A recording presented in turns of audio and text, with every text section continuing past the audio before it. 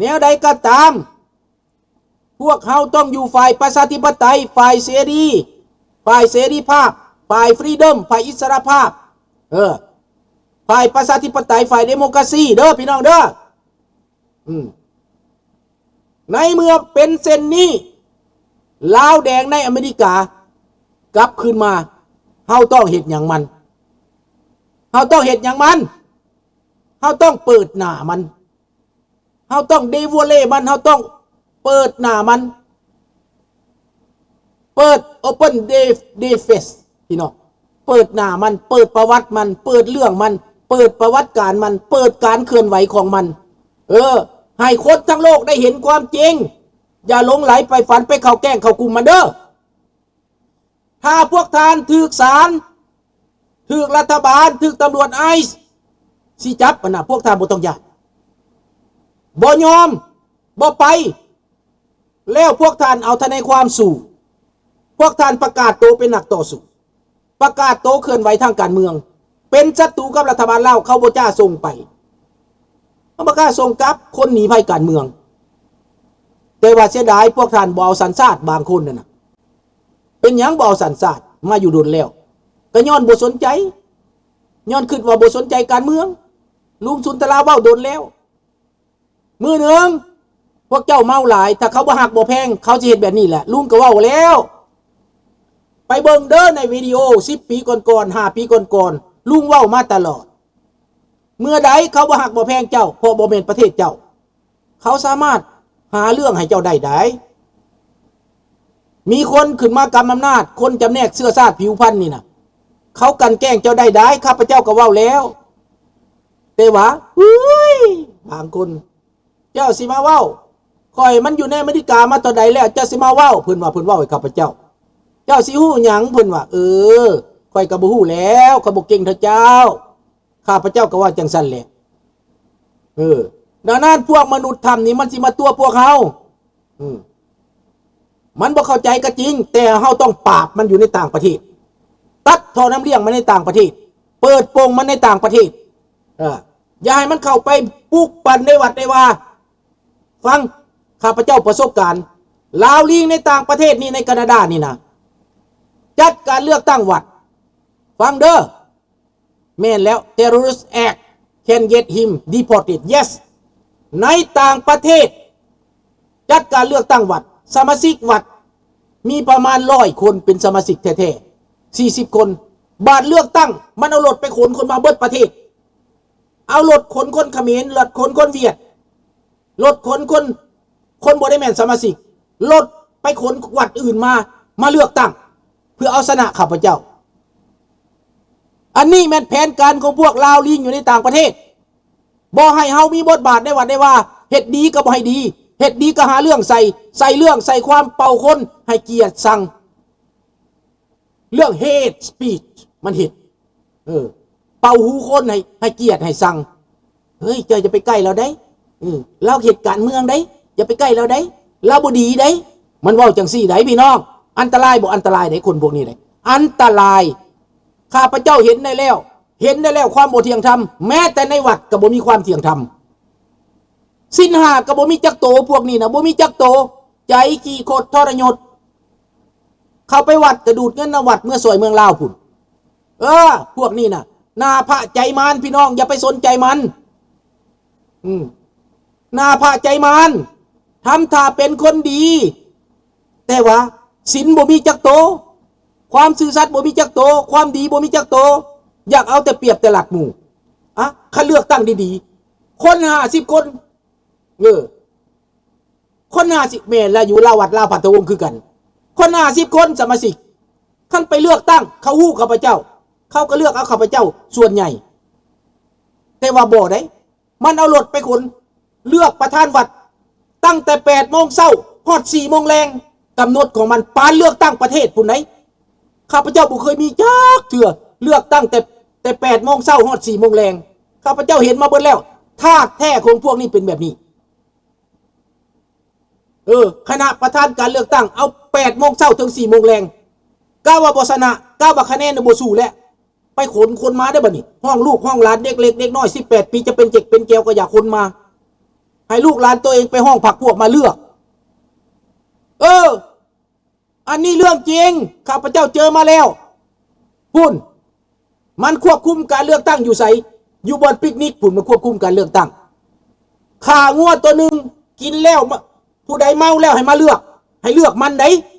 พอมันกินเหล้าน้ำมันแหละต้องเลือกให้มันได้กินเหล้ากินงัวกินขางัวน้ำมันแล้วต้องเลือกให้มันได้มันเชิญกีฬาไปเป็นทุกคนนักกีฬาต้องไปห่วมมันกินปิกนิกกันเมาเหล้ากันพร้อมแล้วมาป่วนบัตรเลือกตั้งแล้วกลับขึ้นไปกินขางัวอีกซื้อจ้างจอบอ้อยขี่โคดขี่โกงทรยศเปิดโปงมันเบิดพวกนี้นะพวกที่เห็ดเดี๋ยวนี้อายข้าพเจ้าเดี๋ยวนี้นะเห็ดมาลมมาเล็มเห็นหน้าแล้วอายมาลมมาเล็มขนาดว่าอยู่ในประเทศแคนาดามันเห็ดได้จังสั้นแล้วในอเมริกาเด้คันพวกอ่อนแอคือพวกอื่นๆนะเขาเห็นยังกะยาเละกะยาเละกะยาเละบ่เป็นหยังก็บ่มักเขาก็บ่ไปคนบ่มักเขาก็หนีคนบ่มักเขาก็บ่ไปคนบ่มักเขาก็บ่ไปหนีกันเบิดคันแบบนั้นนะเจ้าเสียมันเบิดมือแต่ข้าพเจ้าบ่หนีข้าพเจ้าบ่หนีเบิ่งอยู่หั่นติดตามอยู่หั่นสุดท้ายเฮาก็เห็นความจริงสุดท้ายเฮาก็เห็นความจริงโทษสุดท้ายเห็นความจริงอย่างพี่น้อง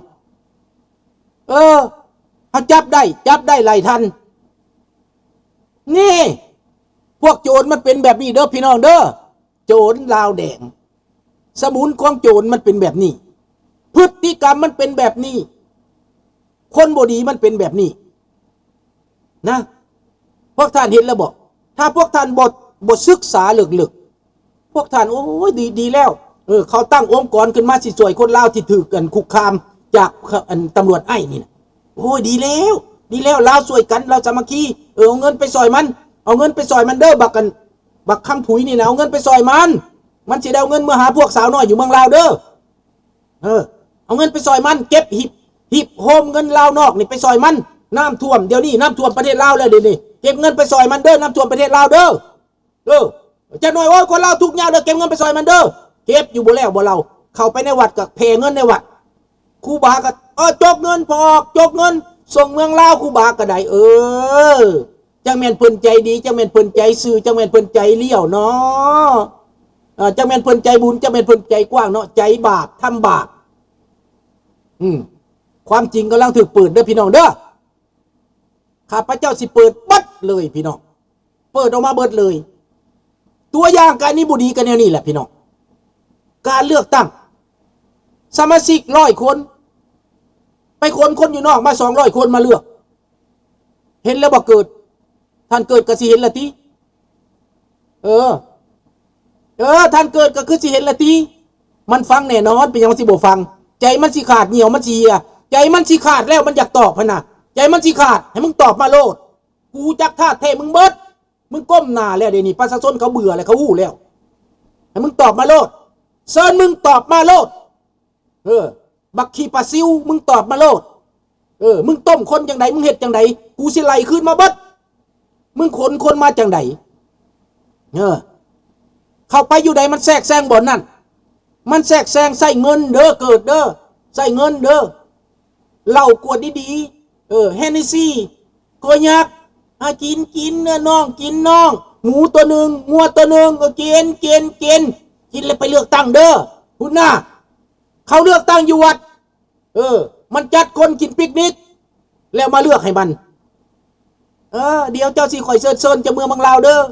เจ้าจะไปลินกีฬาเมืองลาวเด้อเจ้าสิเข้าไปกระทรวงเด้อเจ้าสิเป็นนักในโฮมสร้างชาติเด้อพุ่นใดแต่ข้าพเจ้าจับตาได้วัดอยู่บนไหนมันก็หาเรื่องเมิดเป็นบ่ทันผู้เงินย้อนหยังย้อนคนลาวเฮาเสยกลายเป็นลาวเสยคันมันเข้าวัดบ่มักมันผัดหนีไอ้ลาวคันมันสร้างเรื่องก็หนีบ่สู้มันข้าพเจ้าแผ่นดินตอนนี้เป็นแผ่นดินสุดท้ายกูบ่หนีมึงมึงงูแล้วบอกกูบ่หนีมึงเบิ่งอยู่บักบ้าบักผีบ้าบ่พ่อปัวกูเบิ่งมึงยงโยมึงคันปากเงียบมึงอยากตอบพุ่นน่ะมึงอยากตอบมึงตอบมาโลดมึงคันปากเงียบ กูฮู้จักพวกมึงแล้วบักเดชอุดมสานุวงศ์บักกำพุยมณีแสงส่วนบักอยู่แคนาดาพวกพี่น้องหาซื้อมันเองมันซื้อทุกประธานเป็นบ่เกิดท่านเกิดกับหู้ดีเนาะอุ้ยสั่งมาหู้เทเด้พี่น้องแต่หู้แล้วอย่าลืมเด้อท่านเกิดเด้ออย่าลืมรวมใจกันจับมือกันให้มันแน่น1 คนก็เป็นเสียง2 คนก็เป็นเสียง3 คนก็เป็นเสียง4 คนก็เป็นเสียงเด้อ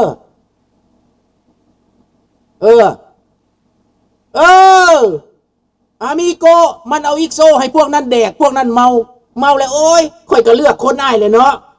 ค่อยก็เลือกผู้นี้แหละผู้นั้นเราบ่ให้ค่อยกินยังจักเทื่อได้เราบ่ซื้อเราให้กินเด้ผู้นั้นน่ะแต่เราสร้างวัดเด้เราเอาแห้งเราไปเฮ็ดวัดได้เท่านั้นเด้เราบ่ได้ซื้อเราให้กินได้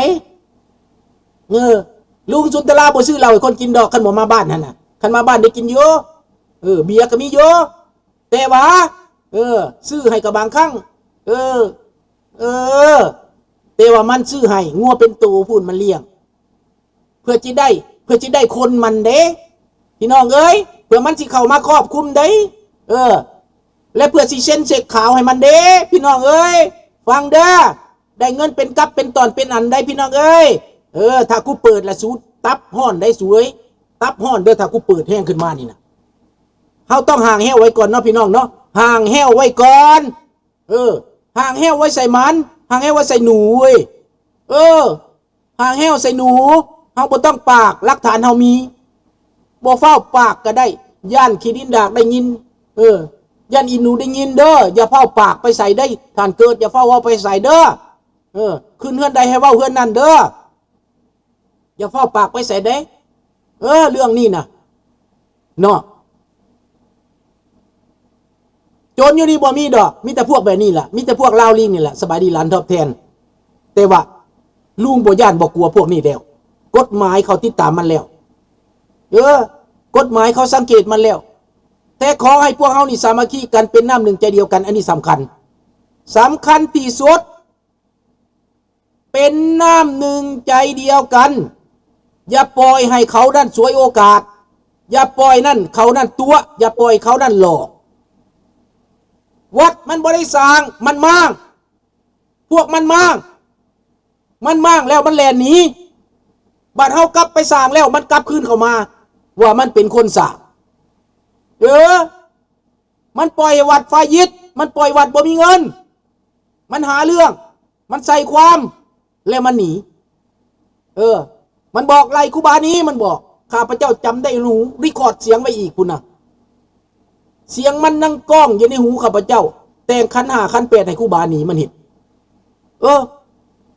ครูบามันก็บ่ลดละ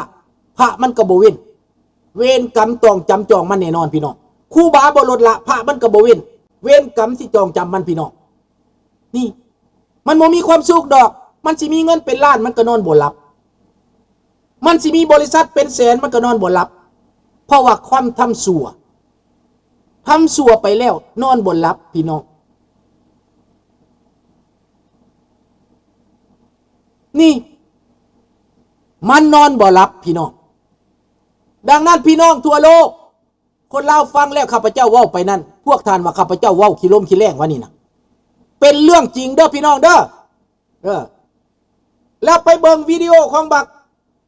ชื่อมันว่าลุงเดชเด้อพี่น้องเด้อนี่อยู่ใน YouTube ไปเบิ่งลุงเดชเดี๋ยวสิเขียนให้ไปเบิ่งลุงเดชมันเว้าเด้อลุงเดชนี่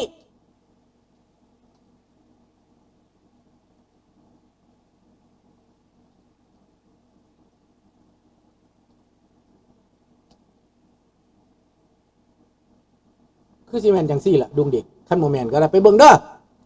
ใน YouTube เด้อลุงเดชมันเขียนใส่ไปเบิ่งหน้าบักเดชอุดมเด้อสานุวงศ์เด้อนามสกุลมันไปเบิ่งหน้าบักเดชอุดมสานุวงศ์